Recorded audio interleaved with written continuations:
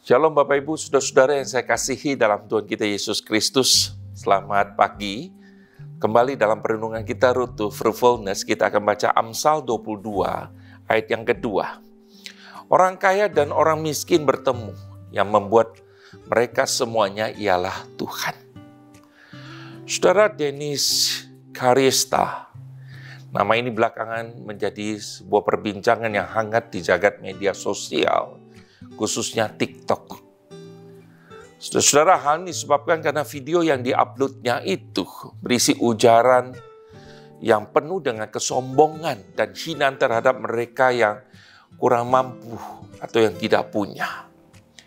Gayanya yang angkuh ini sontak membangkitkan amarah dan hujatan para netizen. Sebenarnya apa dan siapa yang disebut kaya dan miskin itu? Mengapa saudara-saudara status yang disebut kaya lalu kemudian saudara-saudara menjadi pemisah dengan mereka yang mungkin lebih kurang mampu? Dalam catatan Alkitab, firman Tuhan dengan jelas menasihatkan kita agar kita tidak boleh memandang muka. Rasul Yakobus dalam Yakobus pasal 2 yang pertama berkata, saudara-saudara, sebagai orang yang beriman kepada Yesus Kristus, Tuhan kita yang mulia, janganlah iman itu kamu amalkan dengan memandang muka.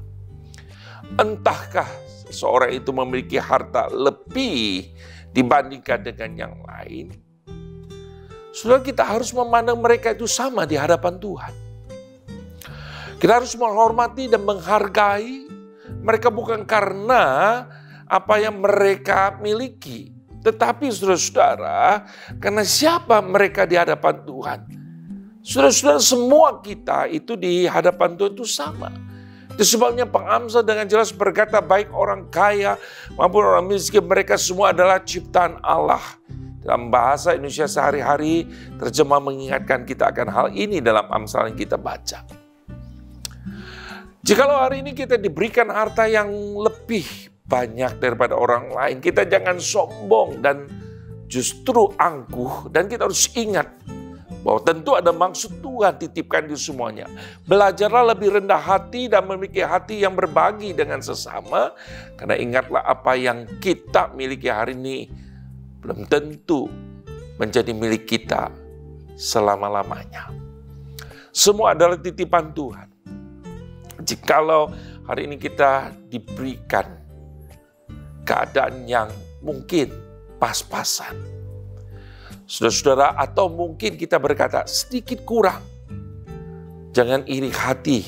Pengamsal berulang katakan kepada orang yang berbuat kejahatan, datanglah kepada Tuhan yang empunya langit dan bumi ini.